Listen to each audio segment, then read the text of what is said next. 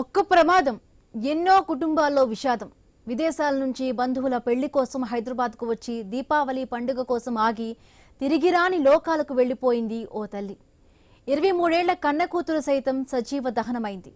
కర్నూలు సమీపంలో private travels bus తగలబడిన ఘటనలో మెదక్ జిల్లాకు చెందిన తల్లి కూతుళ్లు ప్రాణాలు కోల్పోయారు. సివ్వాయిపల్లికి చెందిన ఆనంద్ కుమార్ గౌడ్ 2007 నుంచి మస్కట్లో సాఫ్ట్వేర్ జాబ్ చేస్తూ భార్య సంధ్యారాణితో కలిసి ఉంటున్నాడు. బంధువుల పెళ్లి కోసం కొద్ది రోజుల కిందట భార్యాభర్తలు హైదరాబాద్కు వచ్చారు. దీపావళి కూడా ఉండడంతో బెంగళూరులో సాఫ్ట్వేర్ జాబ్ చేస్తున్న కూతురు చందన, అలహాబాద్ ఐఐటీలో చదువుతున్న కుమారుడు శ్రీవల్లభ కూడా హైదరాబాద్ వచ్చారు. వారం కిందట ఆనంద్ గౌడ్ మస్కట్కు, కుమారుడు అలహాబాద్కు తిరిగి వెళ్లిపోయారు. జ్వరం రావడంతో సంధ్యారాణి ప్రయాణం వాయిదా పడింది.